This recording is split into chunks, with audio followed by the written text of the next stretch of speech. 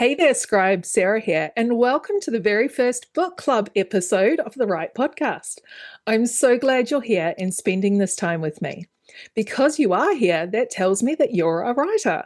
Whether you're dreaming of becoming one or you've just started penning your first novel, or maybe you've already written and published a dozen books, you are a writer and you're in the right place. This show was made for you, my friend.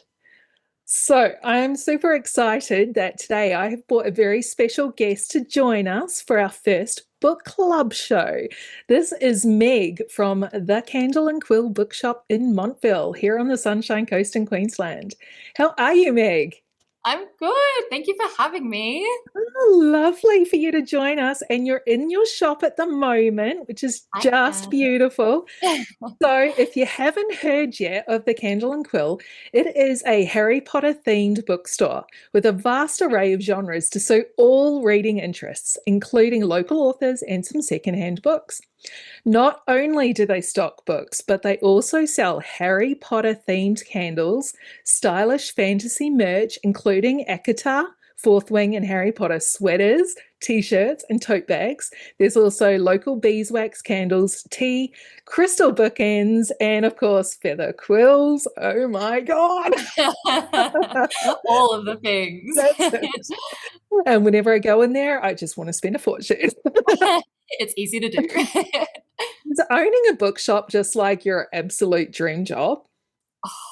Honestly, how could it not be, right? Like being surrounded by books every day.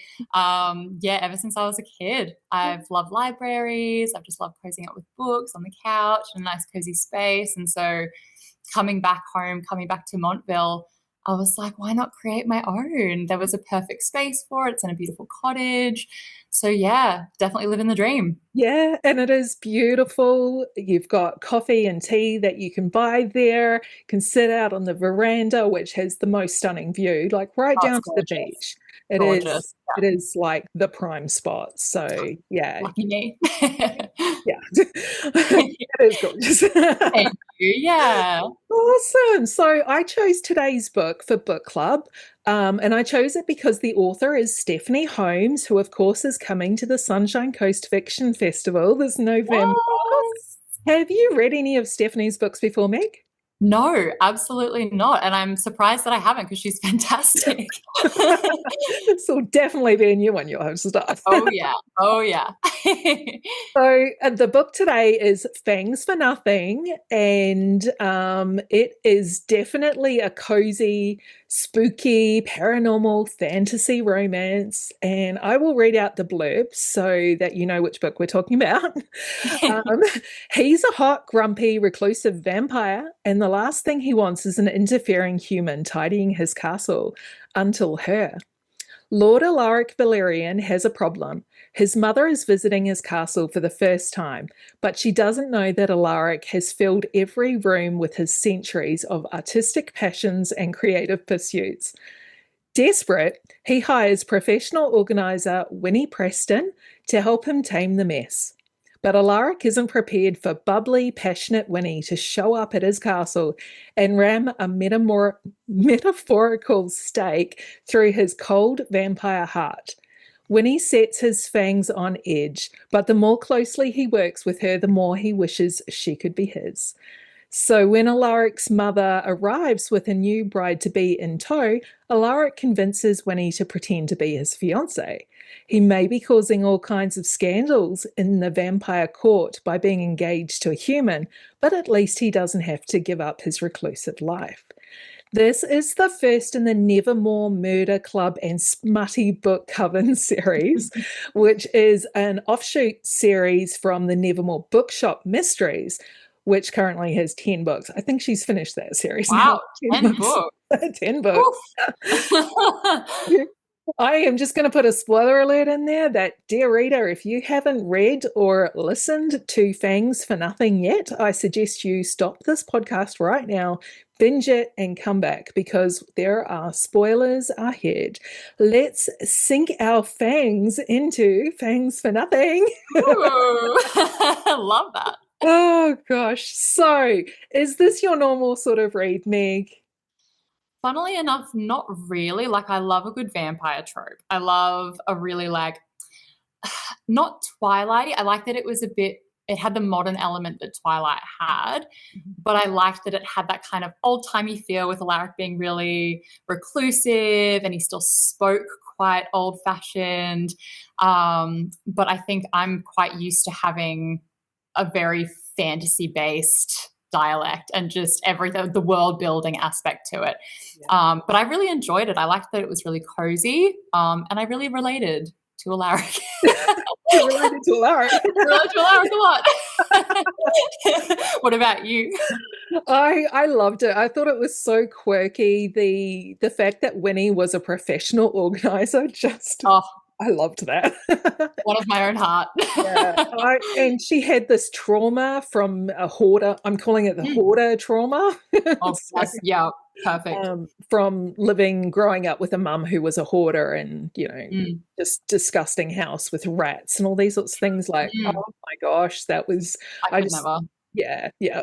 And Yeah. I just thought that was so cool the way that she used a professional organizer to come Yeah. in with this vampire, centuries old vampire who's been through all of these wars and Mm. has all of this clutter from Mm. centuries of collecting things. And then he's Yeah. got like all these hobbies. So there was like train sets and Yes. a loom. Yeah. It's so quirky. I loved it. Yeah, it was just so cool. I'm just like, oh my gosh, this is awesome. And then he doesn't drink human blood. Well, he Mm. does, but he Well, doesn't yeah. like people. Aged human blood. Yeah. Yeah, so he keeps them Yeah. all in his cellar and he's got this human, butler kind of Yeah.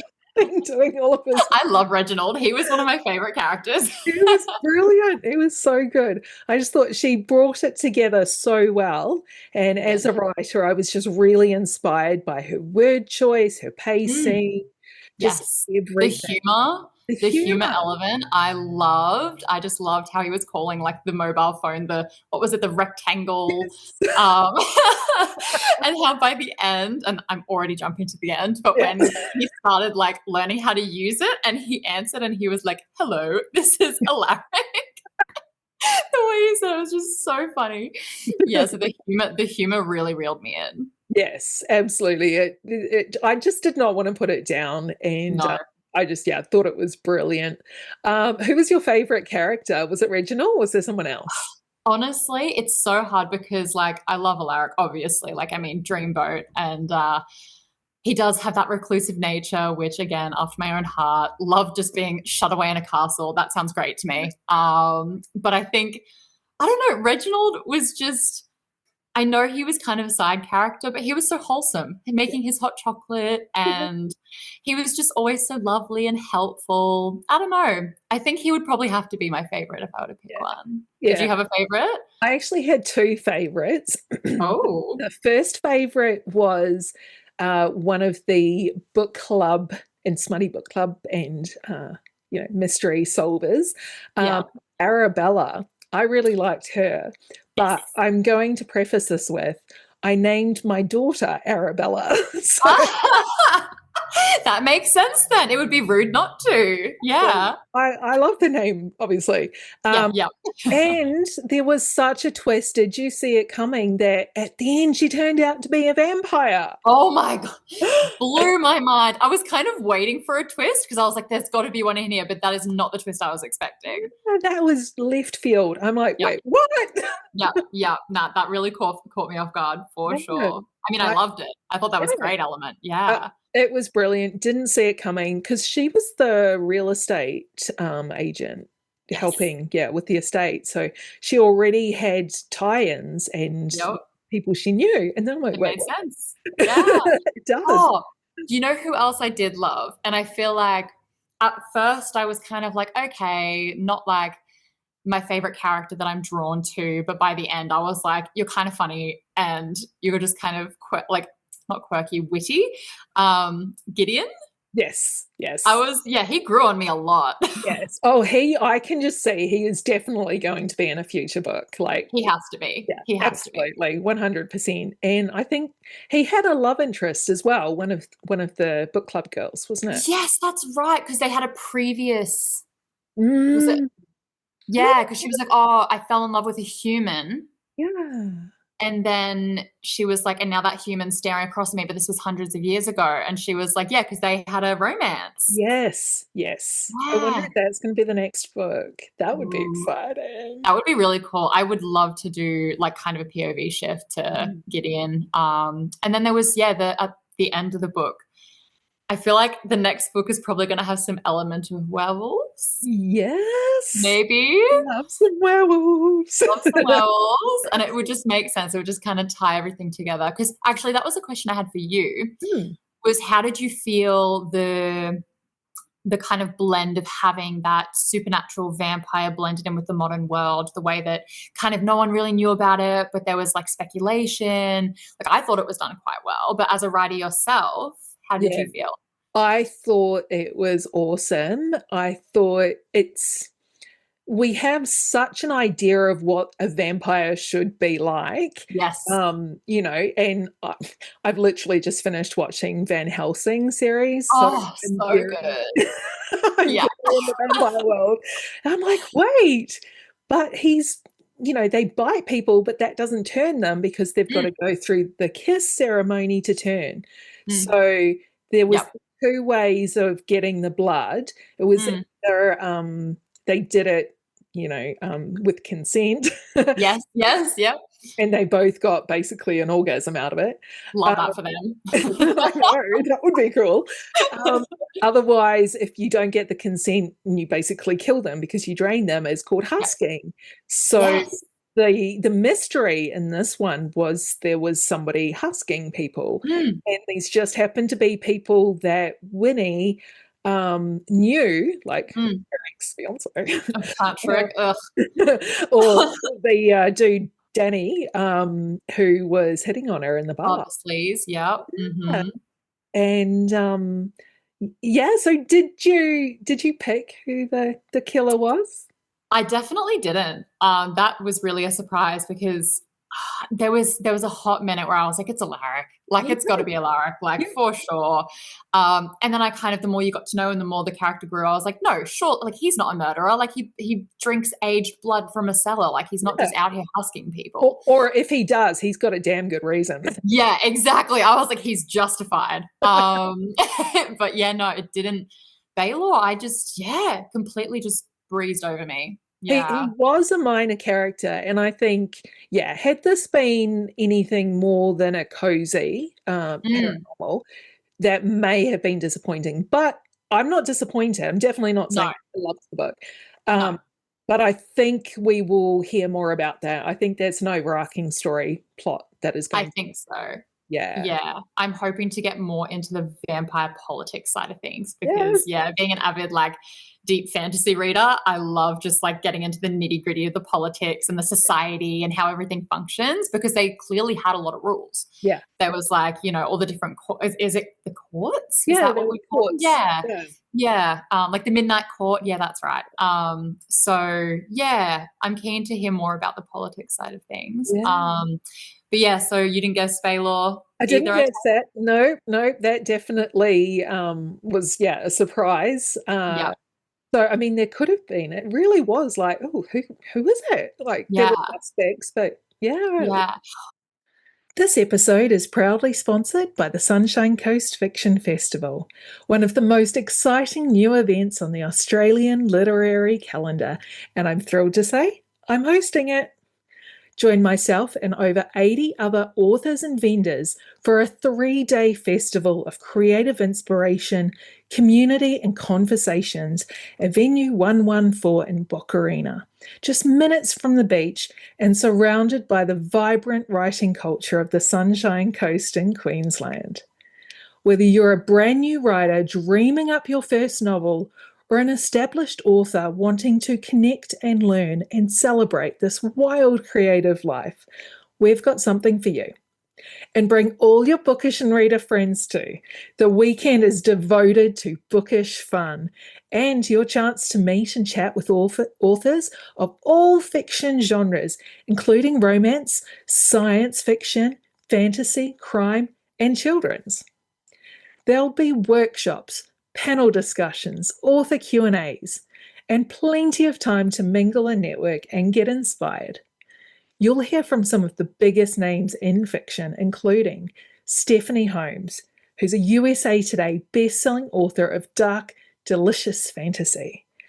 A.K. Mulford, a Sunshine Coast local who writes fantasy novels, rom-coms, and she's a BookTok star with a heart for magical stories. Rachel Johns is one of Australia's favourite authors of women's fiction and rural romance. Cadence Snow, she's a beloved in the indie romance scene for her gripping and emotional stories. And T.L. Swan, queen of spicy international bestsellers with legions of devoted fans. And Candice Fox, award-winning crime writer and screenwriter whose thrillers you cannot put down. And of course, I'll be there too. Not just as your host, but with my own table at the signing, ready to chat, sign books, and cheer you on wherever you are in your writing journey. This is your chance to meet some of your favourite authors, connect with other passionate readers and writers, and soak up an atmosphere of creative energy that will stay with you long after the day ends. Tickets are already selling fast, and this is a 3-day event, so if you're thinking about coming, don't wait.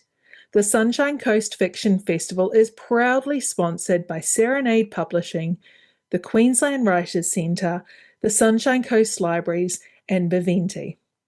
Head to sunshinecoastfictionfestival.com.au to check out the full program and book your ticket now. I can't wait to see you there. I do have a question as well, because, and I'm like, maybe this is a me problem. Maybe this is something that like I need some character growth in, because Claire and Patrick, and so I guess the overarching theme, and I really liked this, was that with the element of decluttering and, you know, cleaning and cleansing, almost it's metaphorical for like that emotional baggage and cleaning your emotional baggage, as well as the actual organization side of things. And so by the end, when her and Claire, like, she kind of had that element of forgiveness with Claire, something in my brain was like, no, like I could never forgive her for that. Like that was just, it was so brutal to think that, you know, your best friend that you've grown up with your entire life was cheating behind your back with your fiance. Like your fiance, like obviously nothing's great when you're cheating, but boyfriend and then fiance, like they've planned to be married and it's your best friend. That just was a bit brutal for me. Yeah, that was a deep hurt. That like, well, you're definitely more forgiving than I would be in that situation. Yeah, exactly. Yeah. And I think it must have been more like Winnie World. She was happy. So it's very much more forgiving. Yeah, I don't think I would. I was like, yeah, she's a better person than me, because I could never. And when he did die, when he was knocked out, it was a bit like, he deserved it. You literally say. Claire too. I feel nothing. Like exactly. The world really won't miss him. Yeah, literally. Just what we want. I love when people die that we want to die. Yeah, literally. We love that. I was kind of glad that he did. And when he was thinking about, he was trying to pull her aside to tell her about Alaric anyway, to be like, I'm assuming he was going to say that he was a vampire. Yeah. But yeah, no, don't miss him. No, definitely not. She's better off without him. 100%. One of my other absolute favorite characters was the cat, Mirabelle. I loved Mirabelle, and I'm not a cat person. Can I just yes don't hate me? I don't love cats. I don't dislike cats. I love animals. I just don't have a cat because I have 2 chihuahuas that are basically cats. They're basically cats. Yep. So, but I loved Mirabelle, and I definitely got that she was a familiar, but I wanted to know more about that, because like, how does that work? Yeah. Like, give me more. I feel that it was giving very Sabrina the Teenage Witch, with the cat. And I was, yeah, I'm the same as you. I don't have a cat either, but I really, yeah, I felt like it was a sassy cat. Yeah, definitely. Yeah, and I love that. That was Yeah, a really it's cool like if I had character. to have a cat, I want Mirabelle. Yeah, literally, yes. And then there was it Isis had the bird who was one of her husbands? Yeah. Yeah, that was a really cool concept. I was so just like, wait, what am I missing? This is the Yeah, first book in a series. And then yeah, of course I looked and I'm like, oh, there's a whole nother series. Yeah. yeah. I'm like, okay, next book. That Yep, one. yep. My TBR just got extensively longer. Exactly, exactly. And the fantastic thing is, Stephanie is coming to the Sunshine Coast Fiction Festival. Yay. And she has her pre-order form up already because she's coming from New Zealand. She's a Kiwi. Love. And yeah, she's got a pre-order form up and she has all these absolutely beautiful special edition books. These are stunning. I'm talking gold foils, Gorgeous. sprayed edges. They're gorgeous. I've eyed them up at a couple of book signings that I've been with her. Ooh. And of course, I can never buy them because these are big books and I have to come back to the Sunshine Coast. So, Oh, of course. All so the struggles. the fact Yeah. that she's here, it's definitely I'm going to be buying some. I was going to say you'll have to. It would be rude not to. Yeah. Absolutely, I've been telling her every time I'm going to buy. I'm going to buy the book. Yeah. I just love a special edition. Yeah, I'm an aesthetic bookcase girly. I need it. Yeah, definitely, definitely. Yeah. So, well, that is awesome. So, what did you think about the ending? Obviously, it tied up some loose ends, but it definitely left some more open. Were you happy with that? I was glad that it kind of, well, like the biggest question that I had, which funnily enough, I really liked how it ended. Like I'm a happy ending person. Like I hate it when I'm left on, like I like being left on a cliffhanger, but I still want to feel good about the cliffhanger. Yeah. So this, I liked that, mum got her house, Winnie and Alaric are all happy. And then there was that scene and it was, and I forget her name. It has not come to me. I've been thinking about it all day. And they see a man dead in the gutter, or they think he's just, I don't know, they thought it was like a pile of something. And there was a dark patch of water, but it was blood and he was dead. And he looked like he'd been pretty badly cut up. And then I think it was one of the book coven girlies, and she was like running and she looked really out of breath. She looked a bit disheveled and she had a gash across her stomach.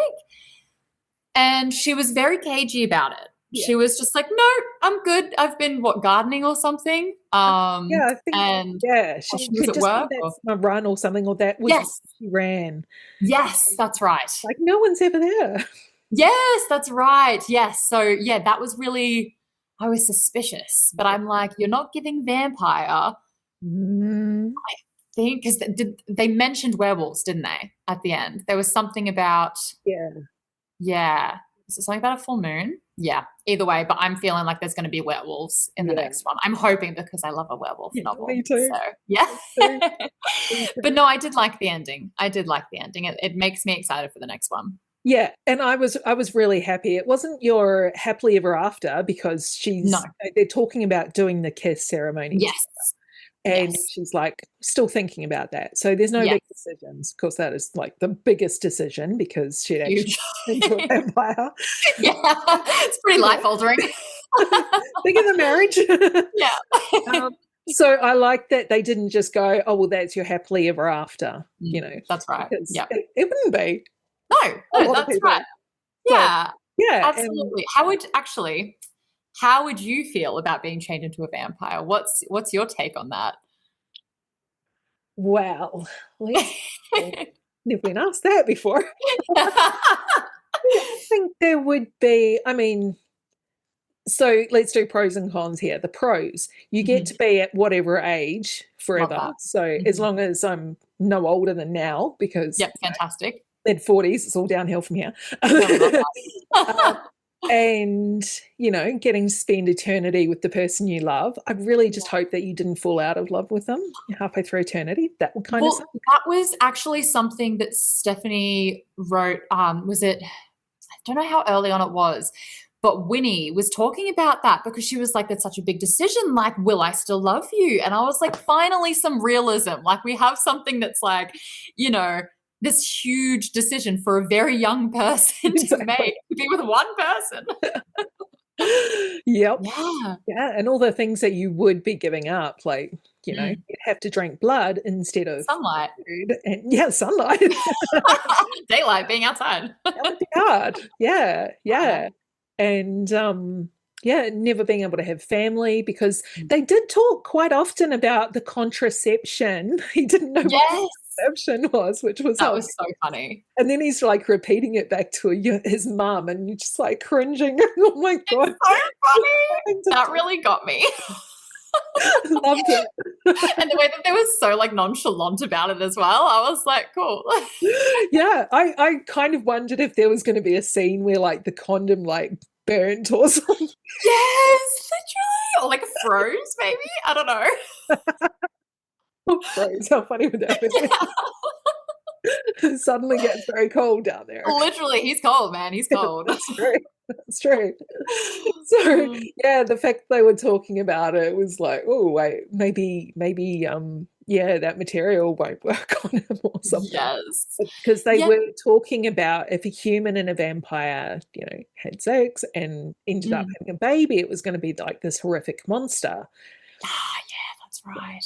Yeah. Which I think I want to know more about this horrific monster. Like, I'd love to see a story about a horrific monster that's been sired. Like, Yeah, I mean, it definitely did give me the Twilight, vibes where yeah, like Renesmee and yeah, yeah. Renesmee, worst name Yeah.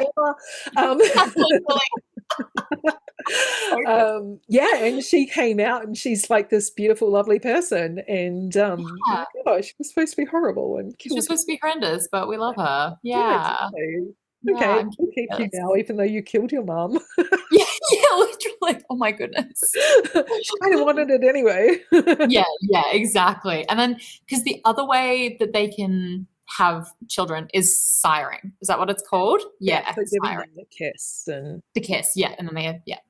which they had to get like approval for and permits and stuff. That's right. Yes. Yeah, it was all very political with that as well. Yeah, so coming back to what you were saying earlier about this, you want more of the political landscape and everything. Yeah, the ins and the outs of vampire society. Yeah.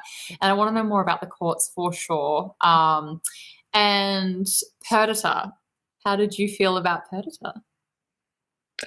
Oh, so this was the woman that the mum brought. It was like Yeah. you marry her. Yeah. She was lesbian, so Yes. that was a good That twist. was fantastic. And I liked her. I mean, she had that kind of you wanted to not like her, and you didn't at the Yes. beginning. Yeah. And then she was like, once you found out she was actually a lesbian, she wasn't in love with me. Yeah. I was like, oh, we cool. It's not after I shouldn't go too much further because this is G-rated show. So, True. but, Yeah. yeah, We end up liking her. yeah, we definitely rooting for her. Maybe she'll get a story at some point. Ooh, That I would would actually really like that. Yeah, she decides to move to the town and Mm. do all their, oh my gosh, the summer solstice party is, it's a thing you have to do in a cozy book. There always You has have to be a festival or a party or something. Mhm. Yeah. And in this one, we got, obviously, there was the bookshop, which played the big main location of where the book club met and that sort of thing. Then there was another shop called Zen and Tonic. Oh, yes. Names. So good. Oh, the play on words in this book. Mwah, chef's kiss. It's So fantastic. even just the title, Fangs for Nothing. I'm just like, Oh my God, perfect. awesome.